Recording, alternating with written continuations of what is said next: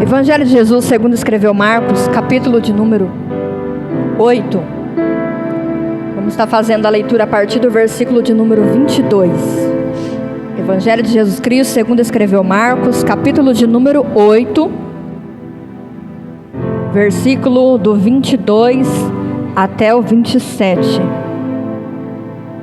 Você pode continuar na mesma atmosfera de adoração, glorificando e exaltando aquele que é digno de toda honra, toda glória, e aquele que veio para este culto nessa noite, amém?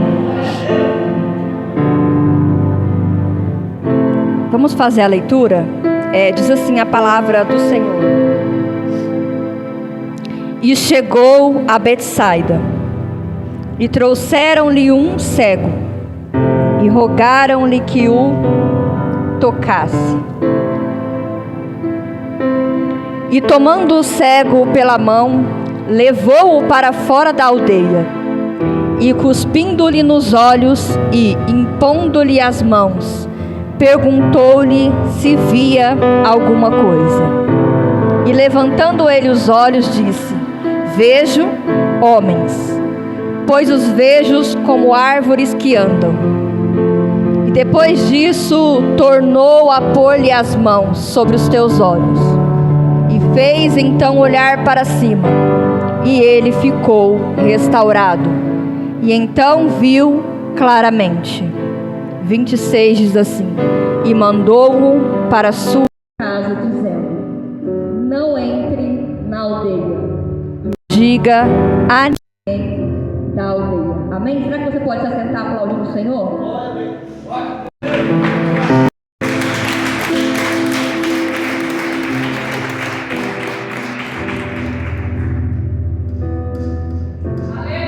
Estava meditando em uma palavra há alguns dias atrás, e quando a Esther me fez o convite, eu busquei ao Senhor se seria essa a palavra, e foi o que queimou no meu coração através do Espírito Santo de Deus.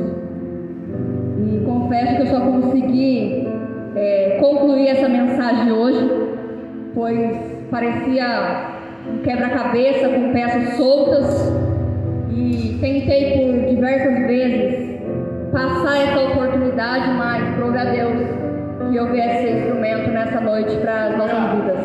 Amém?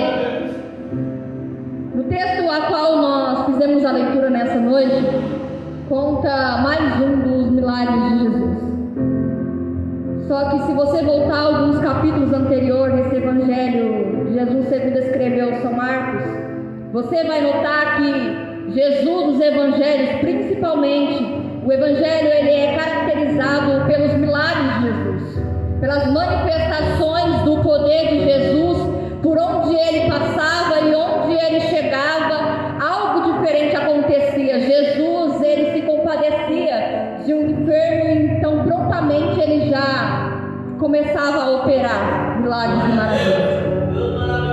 Você vai ver um pouco nos capítulos atrás, ainda de Marcos, Jesus curando um homem paralítico, trazido dentro de uma casa por 4 homens. Você vai ver também no Evangelho de Marcos, Jesus curando um homem a qual tinha sua mão mirrada. Você vai ver também Jesus, ele manifestando o poder dele de forma extraordinária, alimentando uma multidão com poucos pães e poucos peixes, mas ali todos que ali estavam acompanharam este milagre e puderam ser alimentados através do milagre que Jesus manifestou. Só que se você for parar para analisar esses milagres que Jesus operou, capítulos anteriores do capítulo ao qual nós lemos hoje, você vai ver que esses milagres são milagres de forma instantânea, a qual Jesus levantava pão, levantava peixe aos céus, orava ao Pai, e instantaneamente o milagre acontecia. Você vai ver que esse homem é colocado à frente de Jesus, um homem paralítico, a qual estava em cima de um leito, e Jesus prontamente libera uma palavra e esse homem é curado. Você vai ver um homem que chega com a mão mirrada, até mesmo se escondendo, ele é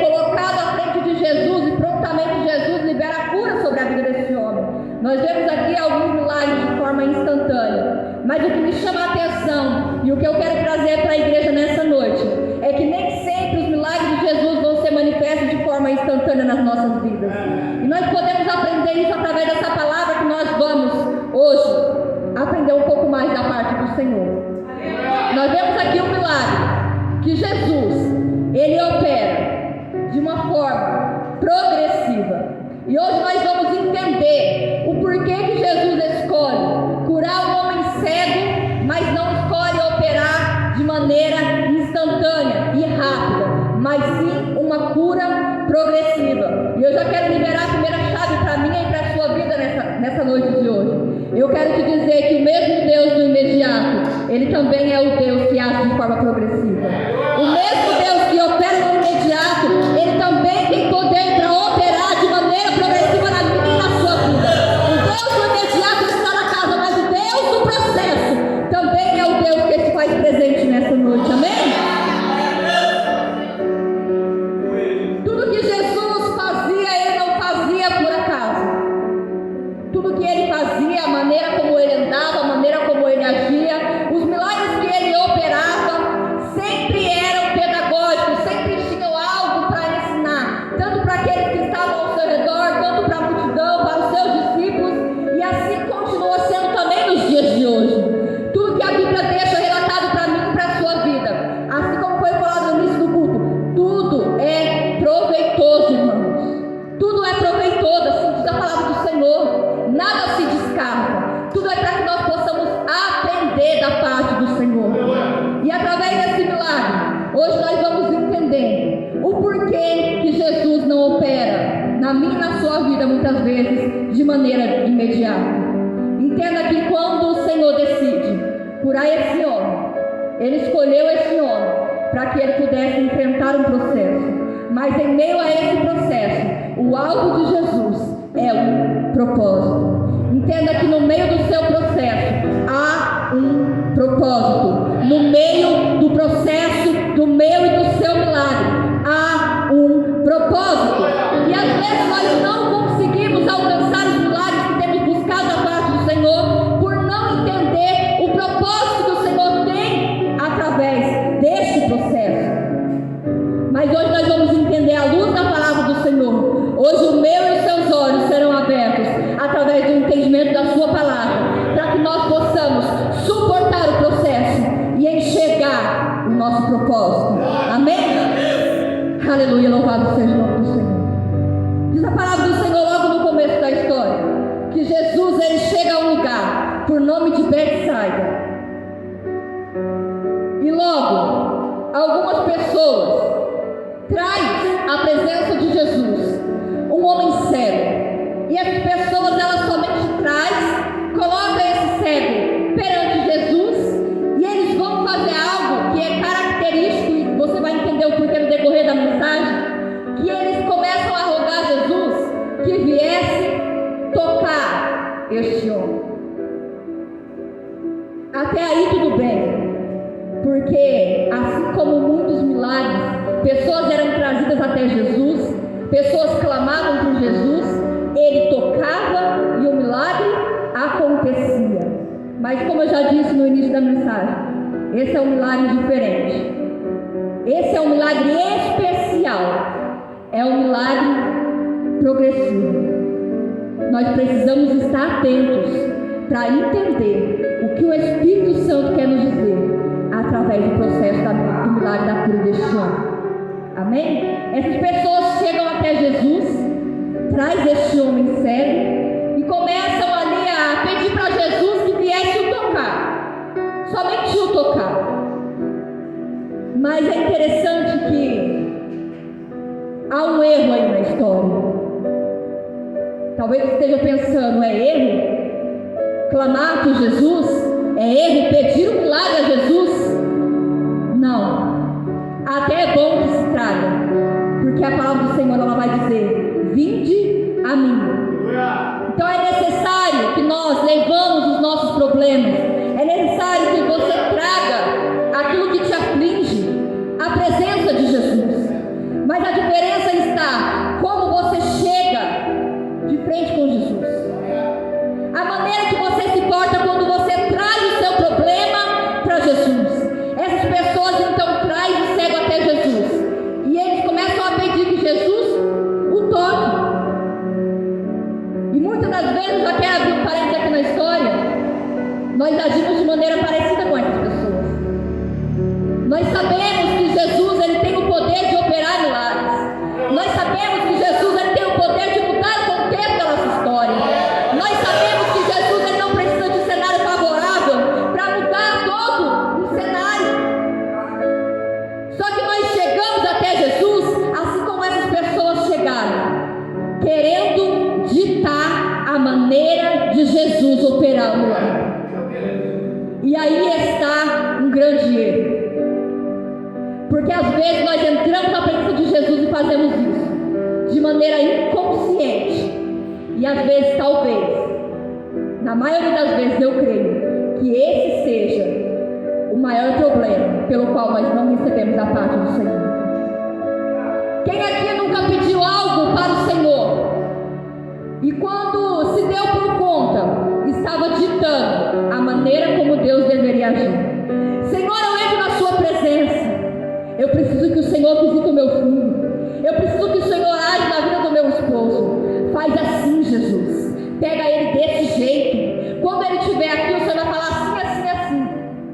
Aí eu imagino Jesus olhando para aquela multidão, olhando para aquelas pessoas que trouxeram um cego, querendo ditar que a forma do milagre seria com um toque. E pensando, a Bíblia não diz isso, mas eu imagino. Se eles sabem como eu devo fazer, ou o que eu devo fazer para operar o milagre, toquem eles. E às vezes é assim na nossa vida. Se você sabe tanto e dita tanto as regras, vai por aqui Jesus, o Senhor pega ele lá, aí quando ele chegar lá, o Senhor vai fazer assim, assim, assim. Faz você então, irmão. E o Senhor me trouxe aqui nessa noite para dizer que até é possível que se traga, mas Ele vai agir da maneira como Ele quer. Você quer trazer seu problema para Jesus? Você quer trazer a sua dificuldade, a sua aflição para Jesus? Hoje Ele te trouxe aqui para dizer: traga para mim, mas eu não vou operar da maneira como você quer. Se quiser, é do meu jeito. Só que aí quando Jesus decide fazer do jeito dele, nós ficamos com o pé atrás. Porque esse Jesus, ele é uma caixinha de surpresas. Ele foge da nossa mente humana. Ele vai além daquilo que nós pensamos e projetamos. E na grande parte das vezes, Ele vai fazer de um jeito que você não pediu. Ele vai fazer de um jeito que você não planejou. Ele vai fazer de um jeito que você muitas das vezes nem sequer vai entender. Mas a palavra do Senhor, confirmada na boca do irmão Emerson aqui nessa noite: se você trouxe para Ele, entrega e descansa. E esse é o problema da igreja nos dias de hoje, não receber o que busca da parte do Senhor. Até entrega, mas quer do seu jeito. Até entrega, mas não consegue descansar e confiar que no tempo do Senhor Ele vai fazer. Aí nós queremos dar o nosso jeitinho brasileiro. Queremos colocar a pontinha do nariz. Queremos ajudar Jesus a como fazer aquilo que só Ele sabe fazer. E é aí que deixamos de receber as grandes coisas que o Senhor tem preparado para nós. Mas através dessa palavra hoje nós entendemos que se você trouxe algo até Jesus, entregue e descanse, porque não é do seu jeito, é do jeito dele. Não é do seu jeito, é do jeito dele. E parece que eu vejo Jesus falando: vem cego. Vocês querem que eu toque, né? Mas não é assim que eu quero fazer. E eu vejo aqui que o maior cego não era aquele homem que trouxeram até Jesus, mas sim aquelas pessoas. Porque o primeiro milagre já estava sendo manifesto ali, mas eles não conseguiram perceber qual que era esse milagre. Jesus já estava começando a operar, quando ao invés dele simplesmente tocar, ele pega aquele homem pela mão e sai para fora, da aldeia e tira para longe daquelas pessoas. Talvez você não tenha sentido o toque de Jesus, mas saiba que hoje Ele pega nas suas mãos para te tirar para fora de um lugar a qual Ele não vai operar se você continuar neste lugar. Todo cego ele precisa de um guia, e essas pessoas até um certo momento serviram de guia para levá-lo até Jesus. Mas pelo simples fato de querer impor a maneira de Jesus operar o milagre, Jesus falou assim: eu não vou tocar não, eu vou segurar na mão. A Bíblia não diz, mas eu quero imaginar que esse cego, ele não conhecia Jesus, ele não tinha intimidade e relacionamento com Jesus, mas em nenhum momento a Bíblia vai dizer que ele se recusa a dar as mãos e seguir com Jesus para onde Jesus estava levando. Sabe o que eu entendo aqui nessa noite? Não importa o que trouxe você aqui e nem quem te trouxe a este lugar, mas o importante é que se o Senhor te trouxe aqui nessa noite, e se hoje você tem a oportunidade de estar aqui, independente da circunstância que te trouxe, hoje o Senhor pega pela sua mão e a partir de agora é Ele quem guia os teus passos. E o cego vai, ele não hesita em nenhum momento em caminhar com Jesus, ele simplesmente se deixa ser levado por um homem que ele não conhece. E quantas vezes eu e você, que conhecemos Jesus, não queremos e não nos deixamos ser totalmente guiados pelo Senhor, porque temos medo de onde o Senhor vai nos levar. Mas hoje, através dessa palavra, eu quero dizer para a sua vida: o Senhor, Ele pega nas tuas mãos e Ele te leva para onde você quer, mas Ele também te dá liberdade. Se você quiser continuar no meio deste povo ou nesse mesmo cenário que Ele encontrou você quando Ele chegou, Ele não te obriga a sair, Ele não te obriga a pegar nas mãos dEle, Ele não te obriga a se deixar ser guiado por Ele. Mas coisa boa é ser guiado por Jesus, porque nós temos a certeza que assim como o pai, quando pega na mão do seu filho para atravessar uma rua, o filho sabe que está seguro. Não, você não entendeu. Assim como o filho pega na mão de um pai, independente do cenário, dos riscos, dos perigos, das frustrações, ele pega na mão do pai e ele sabe que com o pai ele está seguro. Se é Jesus quem está segurando a sua mão, você está seguro. Você está seguro. Você está seguro. Não tema, você está seguro. Você está seguro. Você está de mãos dadas com o Pai. Pode haver perigos? Pode. Mas a palavra do Senhor vai dizer: 1000 cairão à minha direita, 10.000, e eu não serei atingido. Porque eu estou seguro. Porque eu estou seguro. Se você está seguro, glorifique o nome dEle. Se você está seguro, glorifique o nome dEle nessa noite. Você está seguro. Aleluia. Me chama a atenção que Jesus tira ele de um lugar antes de começar o processo do milagre. E aqui eu quero dizer algo para a sua vida.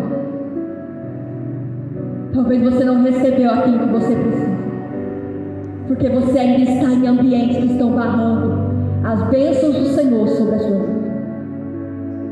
E hoje o Senhor me trouxe aqui para te dizer que, se necessário for, Ele te arranca desses ambientes que não combinam com o propósito que Ele tem. Se necessário for, Ele te arranca.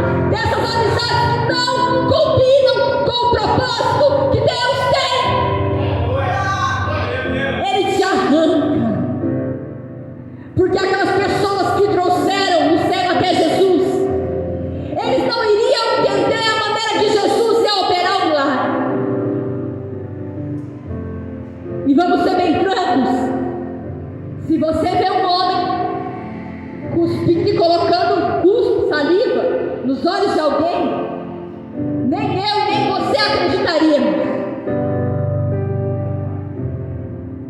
E esse é o nosso problema.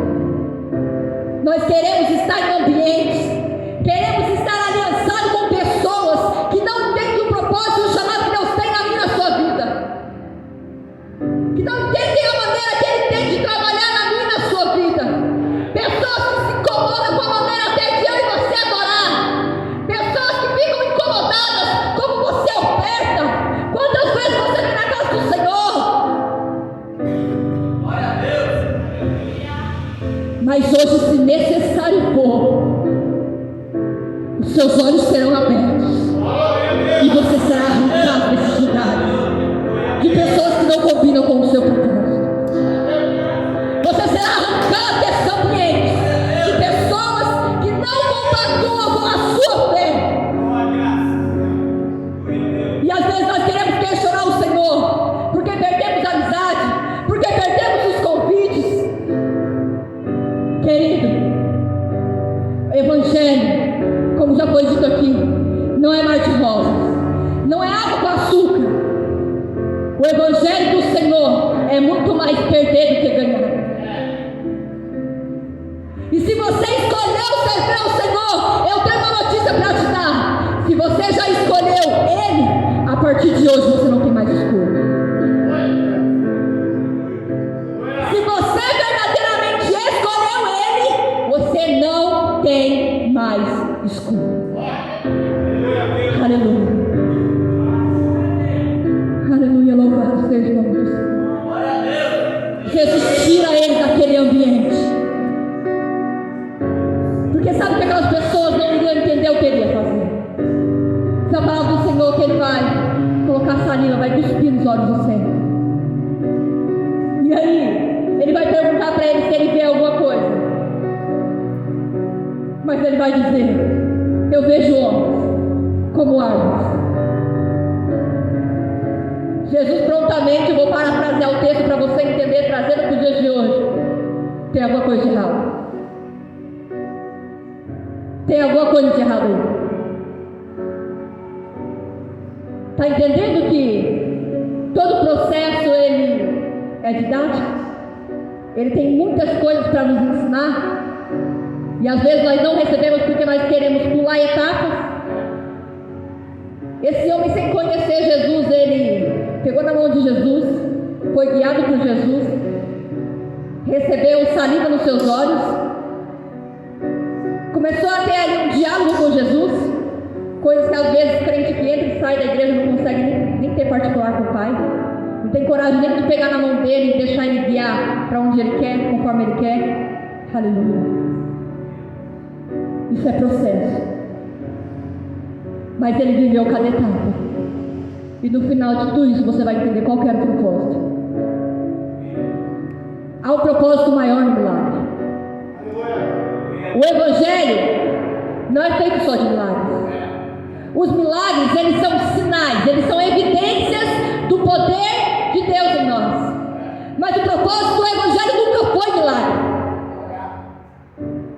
Nós vamos chegar lá. Nós vamos chegar lá. Quantas das vezes eu e você queremos queimar a etapa dos processos? Quem aqui já ficou internado para tomar soro na veia? É ruim, né, irmãos? Eu quero dar um exemplo para você entender o que é um processo e a importância de saber esperar o processo. Quando você está no médico, você vai tomar soro somente por estar, sei lá, para hidratar, demora um pouco. Só que não é tão demorado assim. Mas quando você está com algo mais grave, que precisa ser introduzido em você um medicamento, esse medicamento ele é diluído. Os enfermeiros de plantão, tem alguém aqui?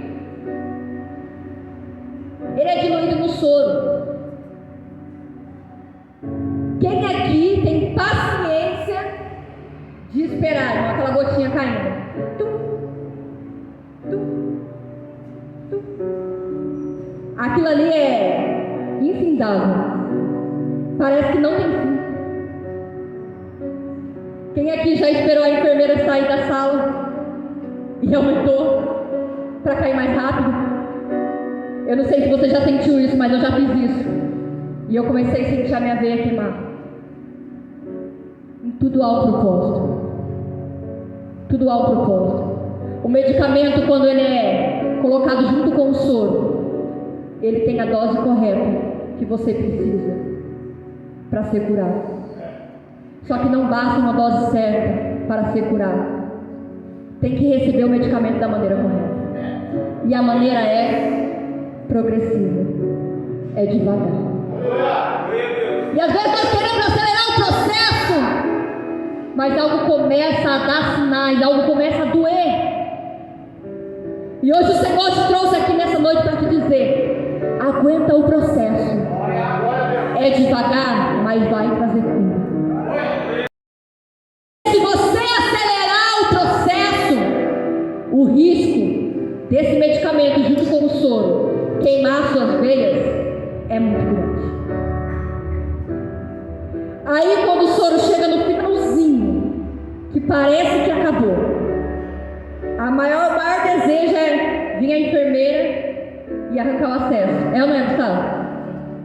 Um dia eu estava no UPA com o meu filho e tinha um homem que já tinha esperado por horas para ser atendido. Ele passou pelo médico e o médico receitou para ele tomar uma medicação ali. E ele já tinha esperado cerca de 1 hora e pouco, 2 horas de relógio, só para passar com o médico. Para ir para a sala de medicação, ele esperou cerca de 30 a 40 minutos. E eu estava do lado dele e ele conversando ali, inquieto, impaciente. Ele falava para a enfermeira, andava de um lado para o outro e falava assim: chama a enfermeira chefe, chama a enfermeira chefe. Eu não quero nem saber, eu estou aqui há tantas horas. E eu estou esperando para tomar o medicamento, é só o medicamento que eu tenho que tomar e eu tenho que ir embora. E eu vou arrancar isso aqui, não sei o quê. E a enfermeira falou assim para ele: se o senhor quiser ir embora, o senhor pode ir. Só que nós não responsabilizamos.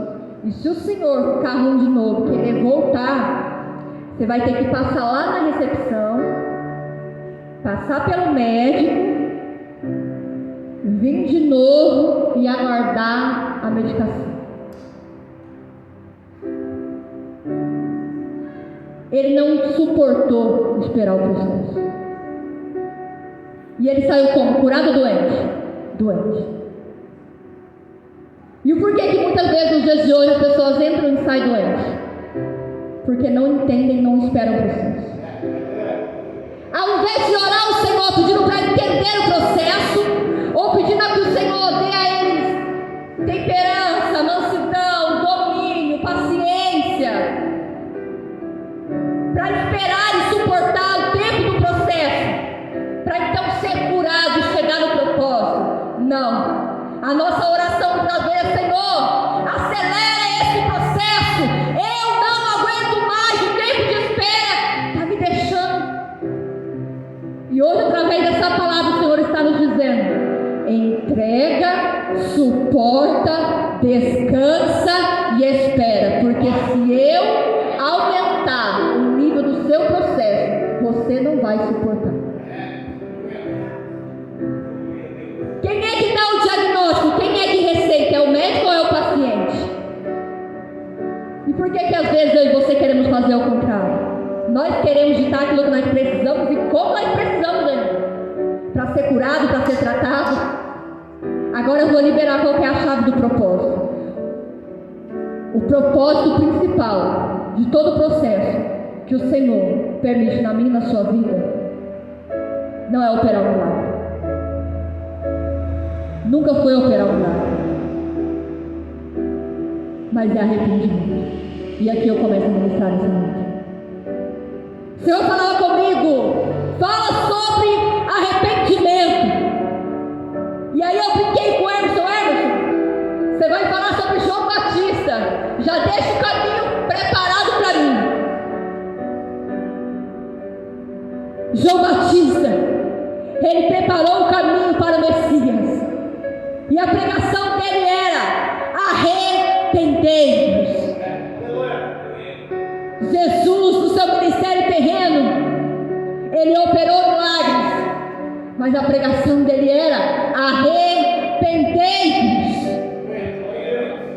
Aqueles que andaram com Jesus foram discípulos dele, ministravam: arrependei-vos. E o que tem a ver arrependimento com a cura do cego? Nós vamos chegar lá. Marcos capítulo, se puder colocar aqui no telão para mim. Mateus 11, versículo 20 e 21. Mateus 11,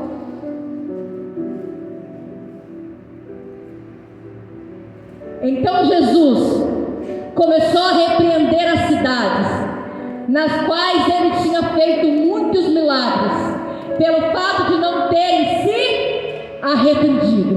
21. Ai de você, Corazim! Ai de você, Betsaida!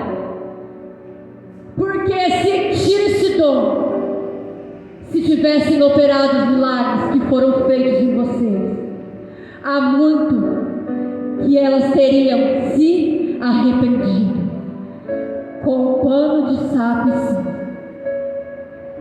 Jesus tira esse homem de Betsaida, porque Betsaida era um lugar onde ele manifestou muito dos seus milagres, mas ele não alcançou o propósito, que era arrependimento.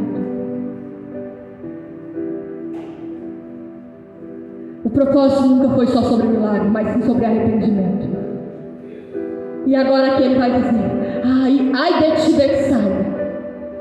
Em outras palavras, parafraseando, ele está dizendo: eu operei tantos milagres, mas vocês só queriam os sinais, vocês só queriam a manifestação do meu poder, mas não queriam arrependimento. Não queriam arrependimento. E aí, irmãos, eu sou chorona e eu chorei demais quando eu fui ler um livro que meu esposo comprou e ainda estava lacrado, que fala sobre arrependimento. E eu fui procurar o significado da palavra arrependimento. E eu trouxe exatamente aqui. Tiraram até a foto para não ler e nem explicar errado. A palavra arrependimento ou arrependei-vos vem do grego metanoia, composta por duas palavras, meta e nous. A palavra meta significa voltar, e a palavra nous significa mente. E essa palavra junto, ela tem o sentido de mudança de mente ou conversão por completo.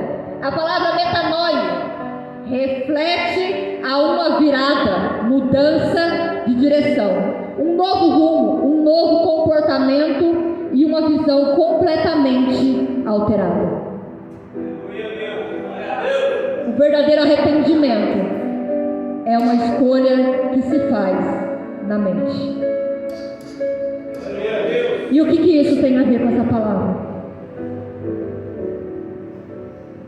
Jesus, ele vai operar o milagre, mas ele precisa chegar ao propósito. E o propósito dele ainda é arrependimento. Não existe alguém que diz que se arrepende, que não muda a mente, não muda a atitude, não muda o estilo de vida, não muda os lugares. E aí eu te pergunto: Jesus, ele operou um milagre na vida desse cego? Operou? E o que pode me afirmar que o que Jesus queria era causar arrependimento? No último versículo da palavra, e eu já caminho para o final. Nos últimos versículos, que diz assim: depois disso tornou-lhe por as mãos os olhos e o fez olhar para cima, e ele então ficou restaurado e viu claramente, e mandou para a sua casa, e dizendo que não entrasse na aldeia. Alguns pregadores vão dizer que ele morava na aldeia, outros irmãos. Mas o que a palavra do Senhor não afirma, eu também não posso dar voz. Então, eu quero entender que quando Jesus fala para ele, vai para a sua casa, mas não volte, não entre na aldeia, Jesus está falando para ele, muda a rota. Eu operei o milagre, mas o verdadeiro arrependimento, ele só vai ser manifesto se você mudar a rota. Muda de atitude, muda de cenário, muda de amizades, muda a sua postura. Este sim é o sinal do verdadeiro arrependimento. Jesus cura aquele homem e depois dos olhos abertos, ele abre os olhos, mas ele também dá uma direção. Então entenda que nessa noite os nossos olhos foram abertos pela palavra, mas ele também nos dá uma direção. Arrependa-se. Arrependa-se e não volte à mesma vida, não volte aos mesmos lugares, não volte às mesmas práticas. Muda de vida. O verdadeiro arrependimento ainda é mudança de rota. Se hoje ele abriu os seus olhos, eu quero te deixar uma frase para você sair daqui meditando nela. Se os seus olhos já foram abertos por Jesus, se hoje você já vê e vê completamente a decisão de obedecer a Ele e mudar de rota, é minha e é sua. Amém? Se coloque de pé e aplaude o nome do Senhor Jesus. Aleluia.